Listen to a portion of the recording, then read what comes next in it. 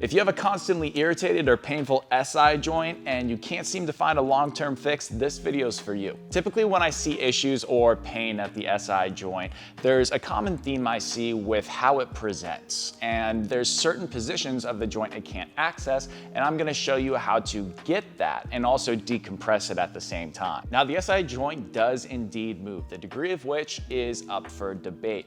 But I do want to let you know that I'm going to be exaggerating how much movement does occur at this SI joint because I need you to visually understand what I'm talking about. If I did the amount it actually moves, you're not really going to be able to see it, so just know that this is exaggerated. Typically when I see issues at the SI joint, it's stuck in a position where it's kind of like this. Now, when this happens, we call this external rotation of the pelvis. So it kind of opens up like a flower if you want to look at it that way. These bones rotate away and this bone, the sacrum bone right here, tips back. Now what that entails usually is a lot of tightness of muscles on the backside around this area. Muscles that help create this opening like this are on the backside of the pelvis. So typically what that means is the SI joint can't access the opposite of that, which is this position. This is a position of compression. This is a position of what we would call internal rotation,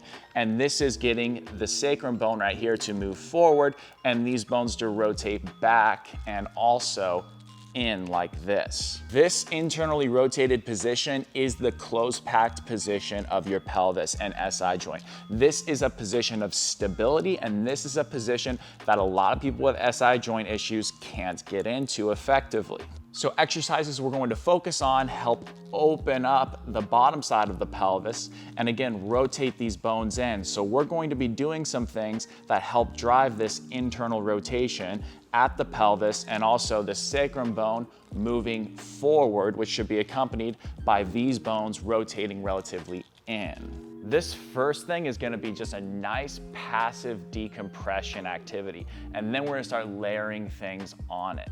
Now, what we need is a towel or a couple of hand towels rolled up like this. I'm gonna fold it over once, just like that. And the amount that you need will vary depending on how much you can tolerate, how much pressure into your hip, but about that is what I'm going for. You could start more narrow than this. Again, it's up to you, find whatever is comfortable. But you're gonna be on your side, and you wanna have a 90-degree bend at both your knees and your hips. Now, your painful SI joint should be the one that's facing the ground. You wanna take this towel roll and you wanna put it at the very top of your hip. You know that bone on the side of your hip? Right here, you wanna lay down on top of that where the towel's pressing into it. It's important to understand why we're in this position and what this is accomplishing. Because we have our hips bent like this at 90 degrees, and we're laying on that very apex of that pelvis bone right here.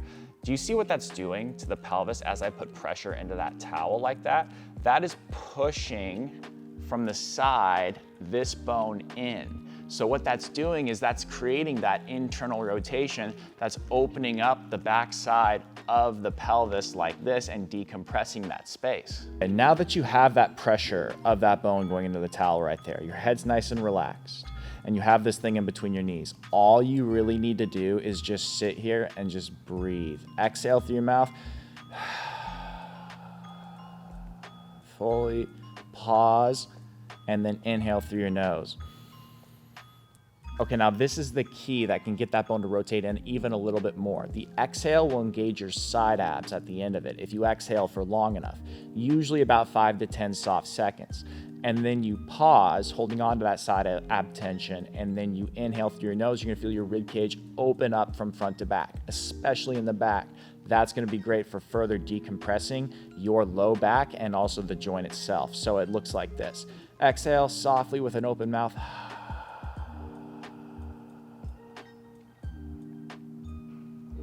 Side abs. Pause.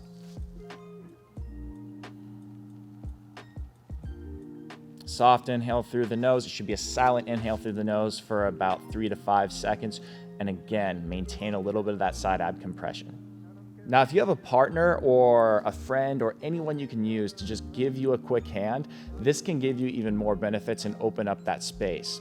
So we can just be in the same exact position, but Aldo here can press on the very top of that other pelvis bone right here, right in this exact area, and you can just apply straight vertical pressure to that bone. And then I'm just gonna do my job, sit here and breathe exactly as I was before. And you can adjust the amount of pressure, obviously. It should never, ever be painful, but it should feel like he's giving you a decent bit of pressure. This is now gonna help open up the SI joint on both sides, more so on the downside because even more force is going down into that towel. Now, if you're ready to add something to this after you do this for a while and you feel comfortable, you can take that foam roller in between the knees.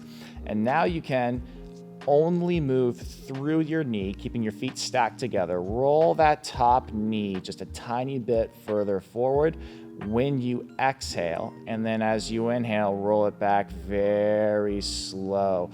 And I'll show you from a different angle, but you got to make sure that this top knee gets slightly behind the bottom knee. But when you exhale, just 1 inch per second, try to get that top knee ahead of the bottom knee. It should be super chill. You should not feel your low back moving much at all. It'll be just a tiny bit, but this is a very subtle movement and it should feel like you're not doing much at all, but this is further opening up the backside of your pelvis. If being up in this much hip bend is uncomfortable for you, you feel something weird in your hips, feel free to go just a little bit lower like this and do the same exact thing. That can also be a way to go here. Just stay going slow, nothing else changes. And feel free to play around with other variables too. Mess around with how thick or narrow this towel roll is or how much pillow support you need.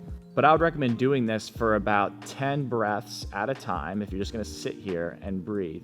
But if you're gonna add in the roll, then you can do, again, exhale out, inhale back, and do that about 8 to 10 times. If this video is helpful to you and you're seeing some relief from these exercises, check out my beginner body restoration program.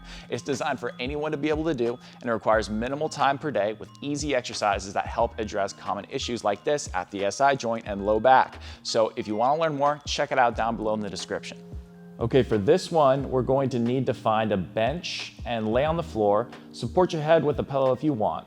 And you're gonna have a 90-degree bend at both your knees and also at your hips. And this is imperative because this 90-90 position is going to help us open up the backside of our pelvis more.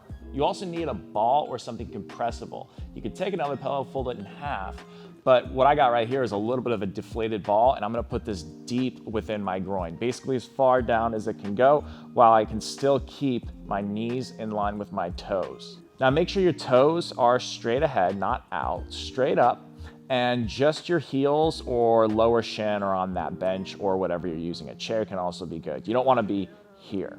So right here is where we're gonna go. And all we're gonna do is drag down a little bit, trying to drag our heels into the bench, slightly lifting our knees towards the ceiling. But the key is our low back needs to stay 100% flat on the ground. If we see any flaring of the rib cage, that's no good.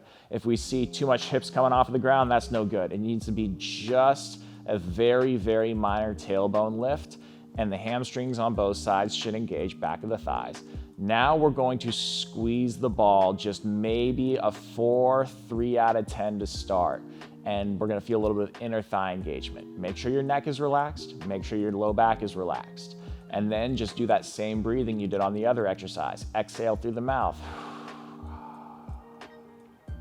Find your side abs at the end of that exhale. And then hold on to those side abs as you gently and silently inhale through your nose. If you do that well, you're gonna feel your chest, your low back, your upper back expand with that breath. Do that for about 5 to 8 breaths, maintaining the hamstrings on, that slight tailbone lift, and that very slight ball squeeze. Also, some people benefit from just not lifting their hips off of the ground. Just drag down a little bit to feel some hamstrings, tailbone, low back still flat, but then add a little bit of that squeeze. Finally, some people benefit from a little bit more of a squeeze. Rarely this is the case, but you can work up to even maybe a 6, 7 out of 10, never more than that. But again, when you do that, you should feel just your inner thighs. No outside hips should be working here. If you're feeling something on the front outside, that's no good, you're squeezing too hard. I'd recommend you do these exercises twice, once in the morning, once at night per day, and for the amount of breath cycles that I talk about in the tutorial themselves. Now, if you want to learn more and you want other exercises that can help, check out that beginner body restoration program. It's linked down below in the description.